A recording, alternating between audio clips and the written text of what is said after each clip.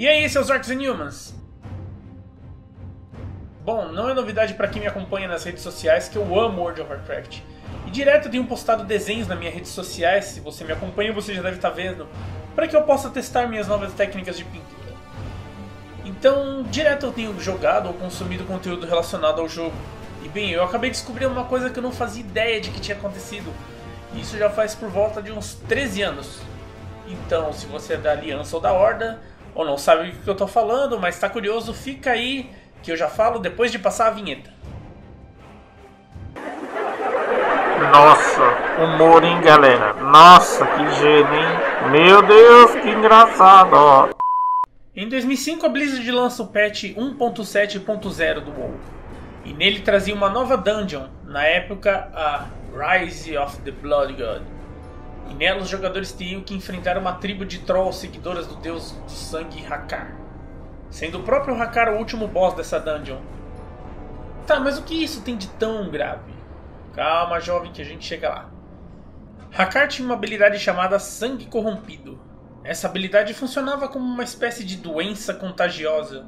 Ela sugava o HP dos jogadores proporcionais ao tamanho da vida que ele tinha. Então, independente de ser jogador de level alto ou baixo, se você não tivesse um healer com você, bye bye.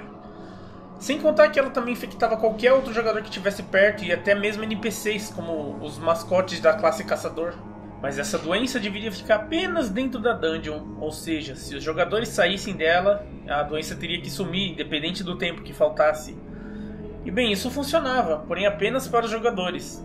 Lembra que eu acabei de dizer que a doença também afetava os mascotes dos caçadores? Então, devido a um erro de programação do jogo, os mascotes continuavam com a doença mesmo depois de sair da dungeon. E como ela era uma doença contagiosa, no jogo, os jogadores que estavam perto do mascote contraíam a doença. Agora imagina, você sai de uma dungeon e vai direto para uma das capitais do jogo, onde tem uma porrada de jogador reunido. E aí o espalhando de jogador para jogador e NPC para NPC que tivesse ali por perto. E bom, o caos estava instaurado por toda a Azeroth, o mundo do Warcraft, se você preferir. Jogadores desesperados tentavam ficar o mais longe possível das grandes cidades. Todos os jogadores com habilidade de cura, como sacerdotes, xamãs, paladinos, druidas, tentavam amenizar o número de mortos no jogo. Porém, tudo isso em vão. Uma hora ou outra a morte chegava para todo mundo, independente se você tivesse um poder de healer muito alto ou não. Mesmo quem tivesse acabado de curar da doença, acabava contraindo de novo, porque estava perto de um jogador contaminado, e assim ia. Enquanto uns tentavam curar os infectados, ou pelo menos mantê-los vivos tempo suficiente para o tempo da doença acabar, outros contraíam a praga de propósito para poder espalhar para o máximo de jogadores possíveis.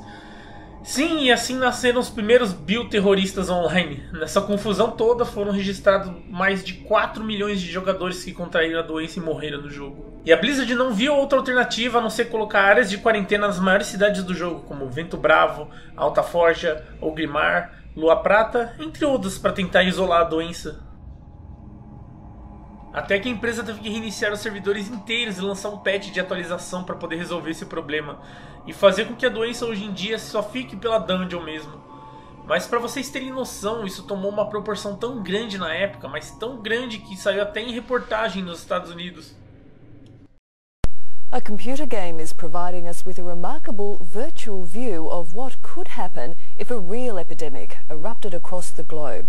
Characters in the world's most popular online game are being wiped by a plague that so far is proving unstoppable. It's called World of Warcraft, a virtual universe of battle and adventure with an all-too-real bottom line. An estimated 13 million people are players and payers. Fees earn the game's owner some $260 million a month. World of Warcraft is truly sick, literally. Someone's planted a computer virus inside the game. Thousands of characters are being wiped out by a plague with some striking similarities with what could happen in the real world. We got a snapshot of what potentially could happen with humanity. The game's characters are ignoring quarantine warnings, the virus is multiplying dramatically, and panic has set in. An example of a big virus releasing in an environment, what happens to that virus once it's released? So many people play the game worldwide that scientists say it's a model for what could happen if a real epidemic swept the globe. What would you do if bird flu came and they said, oh, we'll all do what we say, we'll just do what the government tell us to do? Although they may say that, I think that's a highly unlikely situation in real life. It can take players up to 2 months to get on top of just one small segment of this very complex game. The virus can destroy that in a millisecond. I'm going to do what I do best, keep on playing. Peter Harvey reporting for NBN News. Também virou estudo de caso para alguns epidemiologistas, para uma espécie de simulação do que aconteceria se uma doença como essa atingisse o mundo real. Os cientistas estudaram o caso com a tomada de decisões dos jogadores para poder comparar com casos no mundo real, onde uns fugiam para um local isolado para não contrair a doença, outros ficavam nas capitais para tentar ajudar o máximo de pessoas possíveis, e até mesmo os bioterroristas que eu falei antes, que eles espalhavam a doença só por diversão. A praga do sangue corrompido foi a maior epidemia registrada em um MMORPG até hoje. E você, conhecia essa história? Achou ela interessante? Quer mais vídeos sobre curiosidades assim? Então me manda no Twitter que está aparecendo aí na tela alguma curiosidade legal como essa. Pode ser de qualquer jogo. Aí quem sabe eu não possa voltar a fazer mais vídeos assim. Dê um like nesse vídeo se você gostou, ajude a divulgar o vídeo. Pô, mó legal, uma curiosidade dessa aí, com certeza é o tipo de coisa legal que você devia mandar pro seu amigo, hein? E se você é o amigo que recebeu esse vídeo, saiba que a pessoa que te enviou isso gosta muito de você. Então é isso, pessoal, valeu e falou!